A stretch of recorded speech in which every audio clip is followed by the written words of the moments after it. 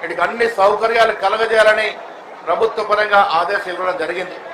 మిత్రులారా, ఎవరు ఏం ప్రచారం చేసినా ఈ మందుకు ప్రాముఖ్యత ఉంది. ఈ మందులో ఔషధాలు ఉన్నాయి. విశ్వాసంతో కూడినటువంటి మందు, విశ్వాసమే కాదు, వనమూలికలో తయారయ్యే ఈ మందు చాలా వరకు మన ట్రీట్మెంట్ నయం చేస్తుందనే మాట కూడా ఇస్తుందని మనవి చేస్తా ఉన్నాను. దాదాపు 170 ఏళ్లుగా ఈ కుటుంబం ఈ మందు ప్రసాదం చేస్తూ ఉంది.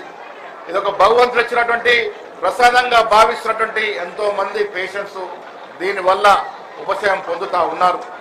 ఈ కార్యక్రమం ముందుకు సాగాలి. ప్రభుత్వ పరంగా అన్ని సౌకర్యాలు మీకు కలుగజేస్తాం.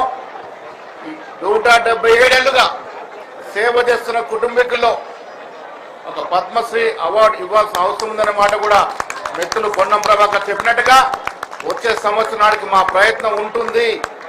మీరు ఎన్నేళ్లుగా ఏమీ ఆశించకుండా నిజాయితీగా నిస్వార్థంగా సేవ చేస్తూ ఉన్నారు.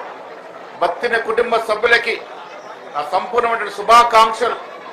ఈ ప్రసాద కార్యక్రమం భవిష్యత్తులో కొనసాగాలి. ఇది యావత్ ప్రపంచవ్యాప్తంగా ఖ్యాతి చెందాలని కోరుకున్న వ్యక్తులు నేను మొదటివాడిగా ఉంటారనే మాట చెప్తూ ప్రభుత్వ పరంగా అన్ని కార్యక్రమాలు సౌకర్యాలు కలజేసినందుకు మిత్రులు పొన్నం ప్రభాకర్ గారికి నేను మనస్ఫూర్తిగా ధన్యవాదాలు తెలియజేస్తా ఉన్నాను. అదేవిధంగా రాష్ట్ర ప్రభుత్వం అన్ని చర్యలు తీసుకున్నందుకు ధన్యవాదాలు తెలియజేస్తా ఉన్నాను.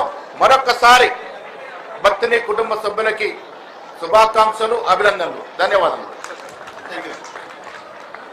ఈరోజు వస్తున్నటువంటి వివిధ రాష్ట్రాల నుంచి తెలంగాణ మార్వాడి సమాజం ఉంది.